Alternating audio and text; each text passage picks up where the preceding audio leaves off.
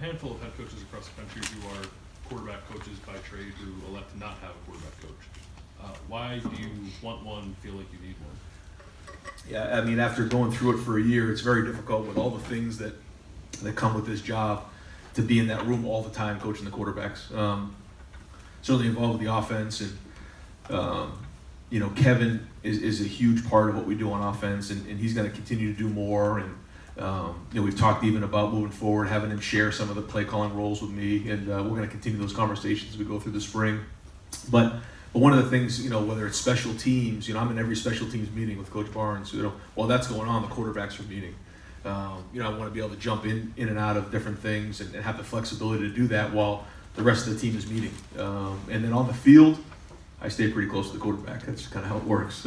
But you certainly need a really good teacher in that room because there's a lot of teaching that goes on in that meeting room that's critical.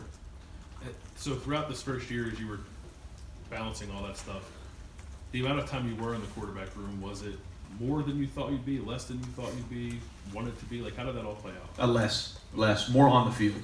I think if you just saw the flow of how it worked, once we got on the field, I mean, I was kind of right there with the quarterback and coaching him up on the field and making sure we're on the same page. But when it came to meeting, Mike and Corey were in there, and they were meeting.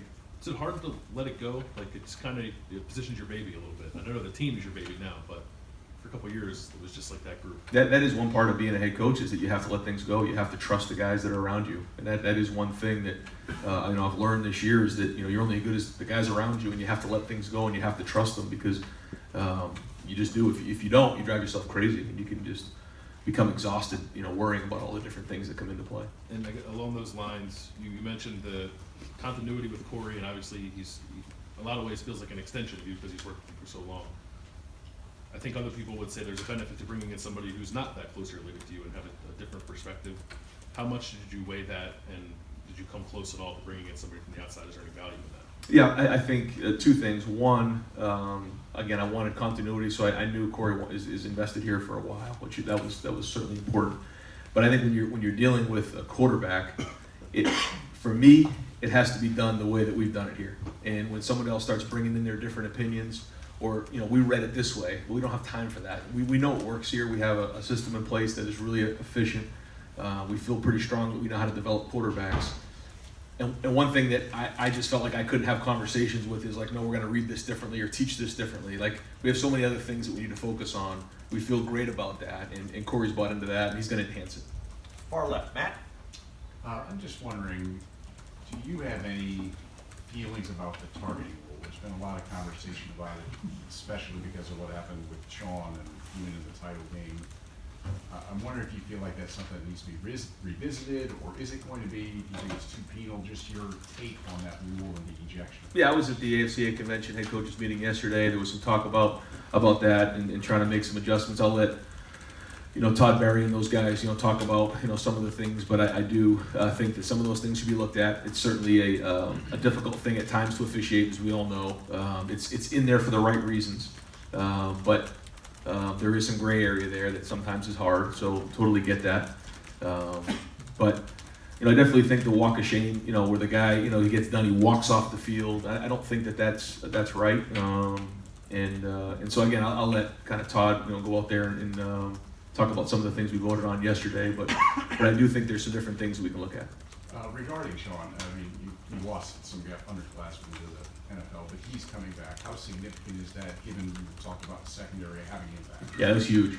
Just like when Damon came back. I mean, having somebody who's got that much experience, played in big games, that was a big deal for us. And then, Shaun is now got to become a leader. He's got to take that next step. And, we're going to move him to corner full time. He's going to play out there. And, we think he's going to be, he should be a Thorpe Award finalist, right off the get-go. I mean, he got a chance to be one of the best corners in the country, and hopefully a first-round draft pick next year. And that's huge for us.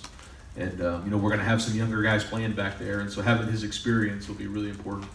Second row left, Bruce.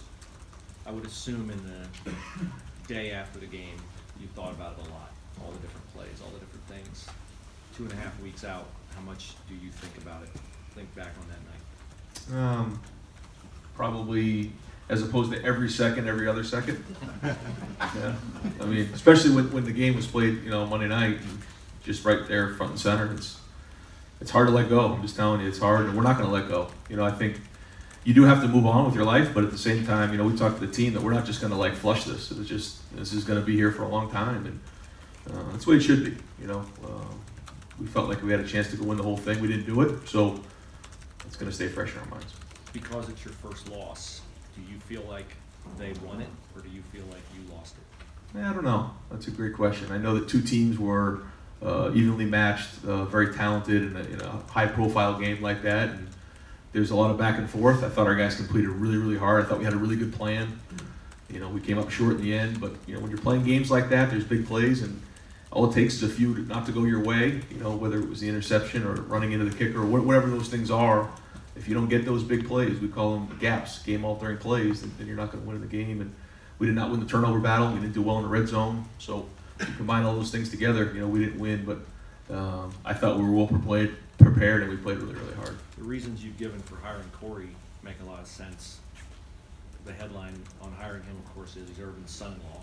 People may wonder if Urban had input on that, but I wonder, your last time you addressed it here, I think it was Bill's question, there were thoughts that maybe Mike had his own way of doing it, and not that you guys fought, not that it was unpleasant, but it sounds like a confirmation from you that maybe in hindsight, if you could go back and change something your first year, would it be you learned or were enlightened on the fact that I got the Ryan Day way, I want to coach quarterbacks, and I don't need, elsewhere those kinds of outside opinions might be great, but on this position here, it's not great.